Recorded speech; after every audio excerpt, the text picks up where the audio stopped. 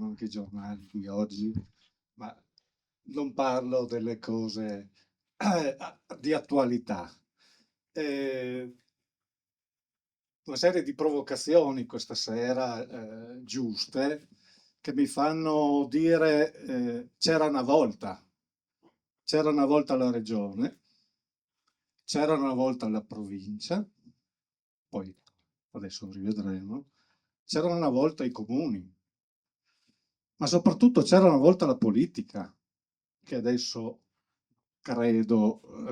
o almeno tutti noi possiamo constatare, è piuttosto latitante. Dico questo perché la regione è nata per fare leggi. Io sono tra quelli che ha fatto le battaglie per fare in modo che quelle 800-900 funzioni amministrative che la regione credo continui a fare, anche dopo aver assorbito le funzioni che aveva la regione stessa, attraverso una legge che era stata studiata quella volta, perché gli amministratori regionali una volta anche studiavano. La legge si chiamava Legge 1 2006, che è stata tolta completamente, ma che aveva un senso, che era quello di dire facciamo le leggi per i cittadini.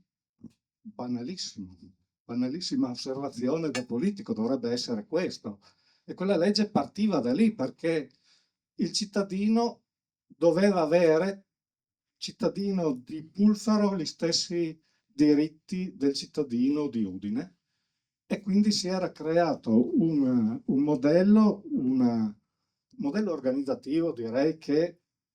era lungimirante, forse troppo lungimirante, perché dopo 20 anni siamo ancora qui a parlare di chi fa che cosa. Fatto salvo che nel frangente abbiamo tolto poteri ai sindaci, abbiamo distrutto le amministrazioni comunali che vanno ricostruite, poi c'è qualche comune che sta meglio, l'area sicuramente del Codoripese è migliore di tante altre aree, lo era già 20 anni fa, e oggi mi auguro che lo sia allo stesso modo, ma sicuramente oggi pensare alle province senza pensare invece a far sì che le competenze che la regione oggi ha in termini amministrativi vadano vicini al cittadino, credo che sia un'operazione, quella che stiamo facendo oggi, sostanzialmente inutile. Questa è la mia osservazione rispetto a questo. E sono anche qui in veste di rappresentante del Centro Servizi di Volontariato, sono presidente attuale del Centro Servizi di Volontariato. Paola ha fatto una parte della fotografia del terzo settore, oggi siamo in attesa anche di una legge regionale del terzo settore che nessuno sa che cos'è. Noi sapremmo, ma magari chi dovrebbe fare le leggi non sa di cosa si sta parlando, perché c'è un mondo, al di là del mondo delle cooperative, che è fatto di persone che hanno necessità di servizi. E questo mondo oggi è sostenuto dal mondo del volontariato, anche della promozione sociale, che in Friuli Venezia Giulia è molto importante perché sappiate abbiamo circa 10.000 associazioni di volontariato in Friuli Venezia Giulia, circa 180.000 persone fanno quotidianamente volontariato. Non ci fosse volontariato, queste persone, provincia sì, provincia no, non avrebbero i servizi che oggi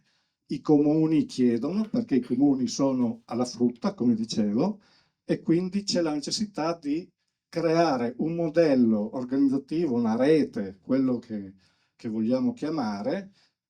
poi uno ci mette l'area vasta, l'area non vasta, ma comunque qualcosa di organizzato sul territorio. Questo credo siano degli elementi sui quali ragionare nel momento in cui parliamo anche di reintrodurre degli enti intermedi, di cui non capiamo ancora quali sono le funzioni, ma che potrebbero essere invece un supporto per i comuni, ma soprattutto, come dicevo prima, per i cittadini.